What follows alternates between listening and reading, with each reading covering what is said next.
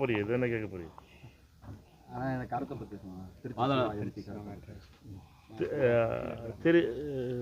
திமுக துணை பொதுச் செயலாளர் திரு திருச்சி சிவா அவர்கள் பேசிய பேச்சிற்கு வருத்தம் தெரிவித்து விட்டார். அவர் பெருந்தலைவர் காமராஜர் மீது வைத்திருக்கின்ற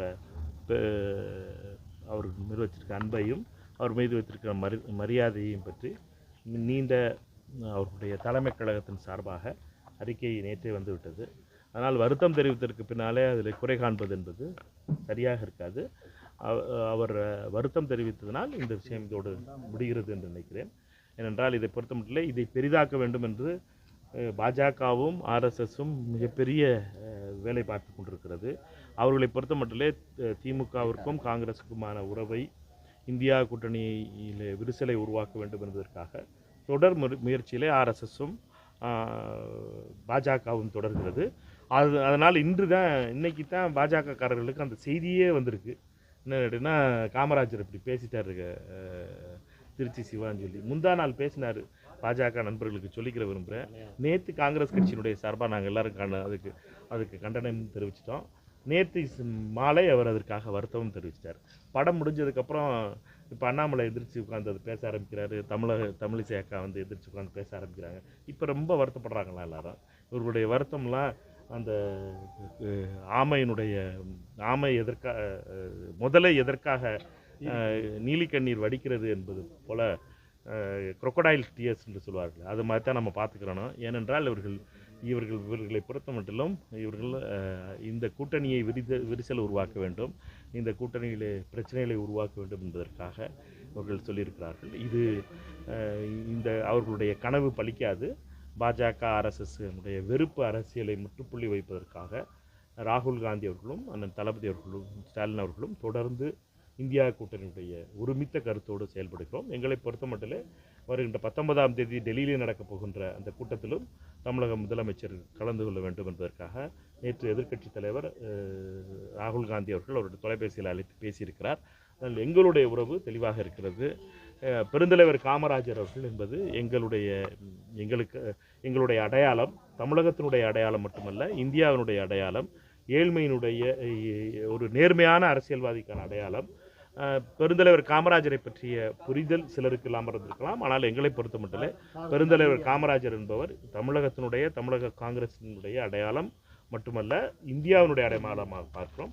அவரை போற்றுவதும் அவரை போற்றி அவருக்காக அவருடைய புகழை பாடுவதும் ஒவ்வொரு காங்கிரஸ்காரனுடைய ஒவ்வொரு தமிழனுடைய கடமை என்றும் துறை ரீதியான நடவடிக்கை எடுக்கணும் அவர் மேலே முதல்வர் அப்படின்னு சொல்லி பல்வேறு கட்சி தலைவர்கள் சொல்கிறாங்க. அந்த கருத்தை எப்படி சார் பார்க்குறீங்க? என்ன துறை ரீதியாக அவர் மேலே ஏற்கனவே இந்த ஒரு பொன்முடி இப்படி தான் பேசி அவர் பதவியில் இது உட்கட்சி பிரச்சனையாக இருக்கலாம். திமுகவுடைய உட்கட்சி பிரச்சனையில் நம்ம பேசுகிறது தயார் இருக்காது. துறை ரீதியான நடவடிக்கை எடுக்கணும்னு சொல்கிற எந்த அறிவாளின்னு எனக்கு தெரியல. அவரை பொறுத்த மட்டும் திருச்சி சிவா அவர்கள் அமைச்சராக இல்லை, திருச்சி சிவா அவர்கள் திமுகவினுடைய நாடாளுமன்ற குழு தலைவராக ராஜ்யசபா மேலவையில் இருக்கிறார். அதை தவிர வேறு எந்த பதவியும் அவருடைய கட்சி பதவி இருக்கலாம். அதனால் பாஜகவை பொறுத்த மட்டும் தேவையற்ற பிரச்சனைகளை பெருசாக்குவது என்பது பாஜகவினுடைய வழக்கம். அதுவும் குறிப்பாக திரு அண்ணாமலை அவர்கள் லண்டன் நண்பரோடு நேற்று நேரம் செலவழிச்சிருப்பார். அதுக்கப்புறம் இப்போ என்னட்டுன்னா அவர் அறிக்கை விட ஆரம்பிச்சிருக்காரு. அது அவருடைய ஆதங்கம் தெரிகிறது, அவருடைய சூழ்ச்சி புரிகிறது. விமான நிலைய விரிவாக்க பணிகள் தெளிவாகவே வருத்தமான விஷயம். என்னட்டுன்னா தொடர்ந்து நாங்கள் குரல் கொடுத்து குரலுக்கு தண்ணி குடிக்க நேரம் வந்துருச்சு. மதுரை விமான நிலையம் என்பது தொடர்ந்து ஏதாவது ஒரு பிரச்சனையில் வருது. தமிழக அரசிடம் பலமுறை கோரிவிட்டோம். மாவட்ட ஆட்சியர் திருமதி சங்கீதா அவர்கள் இருக்கும் பொழுது நிலம் கையெழுப்படுத்துவதற்காக சென்னைக்கு ஃபைல் அனுப்பப்பட்டு சொன்னார்கள். அதற்கு அடுத்து அதற்கான எந்த நடவடிக்கையும் எடுக்கப்படவில்லை. தமிழக அரசு இதில் விரைந்து முடிவெடுக்க வேண்டும். மதுரை விமான நிலையத்தினுடைய நிலம் சம்பந்தப்பட்ட பிரச்சனைகளை விரைவாக முடித்து வைக்க வேண்டும். நீதிமன்றத்தில் இருக்கின்ற அந்த வழக்கு பிரச்சனையும் மிக விரைவாக முடித்து வைத்தால்தான் மதுரை விமான நிலையம் வளர்ச்சியை நோக்கி முன்னேறும். இல்லாட்டா வெறும் மத்திய அரசு பழி சொல்லவும் மாநில அரசு பழி சொல்லவுமாவே மதுரை விமான நிலையத்தினுடைய காலம் போயிடும். தயவுசெய்து இதில் மிக விரைவாக நடவடிக்கை எடுக்க வேண்டியது மாவட்ட நிர்வாகமும் தமிழக அரசும் நிலம் சம்பந்தப்பட்ட பிரச்சனைகளை முடித்து வைக்க வேண்டும். ஏனென்றால் மத்திய அரசு எதையாவது நொண்டி சாக்க சொல்லி மதுரைக்கு வர வேண்டிய உரிமைகளை தடுக்கிறது, மதுரைக்கு வந்து கொண்டிருந்த சிங்கப்பூர் விமானம் நிறுத்தப்பட்டிருக்கிறது. இப்படி எதையாவது ஒரு காரணத்தை சொல்லி விமானத்தை நிறுத்துகிற வேலையை மத்திய அரசு செய்து கொண்டு இருக்கிறது. இந்த சூழ்ச்சிகளுக்குள்ள மதுரை விமான நிலையம் த்துக்கு வளர்ச்சி வரணும்னா தமிழக அரசு இந்த நிலம் சம்பந்தப்பட்ட பிரச்சனைகளை விரைவிலே தீர்க்க வேண்டும். பிரம்மாண்டமான கூட்டணி. மாநாடு மதுரையில் வந்து அறிவிச்சிருக்காங்க ஆகஸ்ட் 25. அதை பற்றி உங்கள் 2வது மாநாடு மகிழ்ச்சி. மதுரையில் அவர் மாநாடு நடத்துவது என்பது பாராட்டப்பட வேண்டியது. மதுரையை பொறுத்தமட்டில் எப்பொழுதுமே ஒரு தென் மாவட்டங்களுடைய மிக முக்கியமான இடம். அதில் மாநாடு நடத்துவது என்பது ஒவ்வொரு அரசியல் கட்சியினுடைய உரிமை. அவரும் தபாகவினுடைய தலைவர் இந்த முடிவு எடுத்திருப்பதும் அவர்களுடைய கட்சி மாநாட்டு நடத்துவதற்கும் வரவேற்கப்பட வேண்டியது. கூட்டணிக்கு வந்து தொழிலதிபர்கள் வந்து ஸ்டெர்லைட் ஆலையை வந்து திரும்ப திறக்கணும் அப்படின்னு சொல்கிறாங்க. காப்பருடைய பற்றாக்குறை இருக்குது அப்படின்னாங்க. ஸ்டெர்லைட் ஆலை திறக்கிறத பற்றி நீங்கள் என்ன சொல்கிறீங்க? ஸ்டெர்லைட் குறித்த முடிவு மிக தெளிவாக இருந்தது. தொழில் வர வேண்டும் என்பது வேறு, தொழில் நடக்க வேண்டும் என்பது வேறு. ஆனால் அதே நேரத்தில் தொழிலை சட்டவிரோதமாக செய்வதும் மக்களுக்கு பாதிப்பு கூடிய விதத்தை செய்வதும் வேதாந்தா நிறுவனத்தினுடைய தவறாக பார்க்கிறோம். ஸ்டெர்லைட் நிறுவனத்தை பொறுத்தமட்டிலே அது நிறுவப்பட்ட நோக்கமும் அதற்கு அனுமதிக்கப்பட்டதும் அதற்கு பின்னாலே வேதாந்தா நிறுவனம் தன்னுடைய பணத்தாசையினால் கொள்ளை லாபம் அடிப்பதற்காக ஸ்டெர்லைட்டினுடைய என்விரான்மெண்டல் இஷ்யூஸாக இருக்கட்டும் அல்லது பொல்யூஷன் பிரச்சனைகளாக இருக்கட்டும், இந்த மாசுபடுகின்ற அனைத்திலும் மிகப்பெரிய தவறை இழைத்திருக்கிறது என்பதற்காகத்தான் ஸ்டெர்லைட் மூட வேண்டும் என்ற போராட்டம் அங்கு தூத்துக்குடி நண்பர்களால் உருவாக்கப்பட்டது. அதனால் அதுதான் பிரச்சனையை ஒழிய நீங்கள் வந்து அங்கே தொழில் நடக்கக்கூடாது என்று யாரும் சொல்லவில்லை. ஆனால் வேதாந்தாவினுடைய பண வெறி இதில் மிக முக்கியமானது.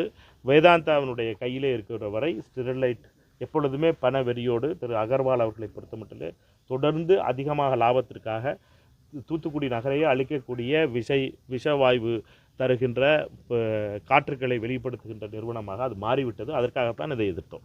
பிரம்மாண்டமான கட்சி ஒன்று கூட்டணிக்கு வரப்போகுது அப்படின்னு சொல்லி EPS சொல்லியிருக்காரு. அவங்க கூட்டணி பிரம்மாண்டமாக தமிழகத்தில் பிரம்மாண்டமான கட்சி ஒன்று கூட்டணியில் இணைய போகுது. பிரம்மாண்டமான ஏதோ புது கட்சி ஆரம்பிக்கிறாங்களான்னு பார்ப்போம். பிரம்மாண்டம்னு பேர் விட்டு யாராவது இப்போ கட்சி ஆரம்பித்தாலும் ஆரம்பிக்கலாம். பதிவு செஞ்சுட்டு அந்த கட்சி வந்து பிரம்மாண்டமாக அவரோட தலைமையில் கூட்டணி சேரலாம். அவர்களை பொறுத்த மட்டும் அவர்களுக்கு அண்ணன் எடப்பாடி பழனிசாமி அவர்கள் வேலுச்சாமிகிட்டேருந்து இந்த கட்சியை வேலுமணிகிட்டேருந்து இந்த கட்சியை காப்பாற்றட்டும். வேலுமணி வந்து சிவசேனாவை போல ஏக்நாத் சிண்டே மாதிரி கட்சியை பிரிச்சுட்டு ஓடிடுவாருங்கிறதுக்காகத்தான் பாஜகவோட ஒரு கூட்டணி சேர்ந்தாருன்னு சொல்லி பேச்சடி விடுது. அதை பற்றி அண்ணன் பழனிசாமி அவர்கள் சொல்லட்டும். அண்ணன் பழனிசாமி அவர்களை பொறுத்த மட்டும் பிரம்மாண்டமான கட்சி வருது, பளிர்னு கட்சி வருதுன்னெலாம் சொல்லிக்கிட்டு கதை ஓட்ட முடியாது. பாஜகவினுடைய அடிமையாக அதிமுக மாறிவிட்டது. அமித்ஷாவினுடைய ரிமோட் கண்ட்ரோலாக மாறிவிட்டது. தமிழக மக்கள் நிராகரிக்கப்பட போகின்ற கட்சியாக மாறிவிட்டது. பாஜகவிற்கு ஆட்சியிலே பாஜக என்ன சொல்கிறதோ அதை செய்வதற்கான ஒரு கட்சியாக மாறிவிட்டது. இது எம்ஜிஆர் கட்சி கிடையாது, இது ஜெயலலிதா அம்மையாருடைய கட்சி கிடையாது, இது வெறும் அமித்ஷாவுடைய கட்சியாக மாறிவிட்டது. அதனால் அவரை பொறுத்த மட்டும் அவர் பிரம்மாண்டமாக ஒரு புது கட்சி பிரம்மாண்டம்னு யாராவது பேர் வச்சு கட்சியை சேரட்டும் அவரோட சேர்ந்து. 2026 எடப்பாடிக்கு வந்து மக்கள் வந்து ஓய்வு கொடுக்க போகிறாங்க மயிலாடுதுறையில் முக ஸ்டாலின். இது ஓய்வு கொடுக்க வேண்டியது என்னென்னா அவர் எதிர்க்கட்சி தலைவராக இருக்கார். அவரை பொறுத்த மட்டும் அவருக்கு ஓய்வு கொடுக்க வேண்டியது என்பது திரு SP வேலுச்சாமி போன்றவர்கள் இருக்கின்ற சதி இதுதான் இதில் ரொம்ப முக்கியமானதாக இருக்க போகுது. கட்சியை அதிமுகங்கிற அமித்ஷா அதிமுகவாக மாறிவிட்ட அந்த கட்சியில் ஓய்வு என்பது முதல்ல வந்துருச்சு அவருக்கு. அவரை பொறுத்த மட்டும் இப்போ ஓய்வில் தான் இருக்கார். மக்கள் வீட்டுக்கு அவர் அனுப்பியாச்சு. ஆனதனுடைய விளைவாக தான் அவர் ஓய்வில் தான் சேலத்தில் தான் மாம்பழம் சாப்பிட்டுக்கிட்டு இருக்காரு. அதனால் அவரை பொறுத்த மட்டும் அவர் இருக்கிற அதிகாரத்தையும் வேலுமணி போன்றவர்கள் பறிப்பதற்காக சரி செய்து கொண்டிருக்கிறார்கள்.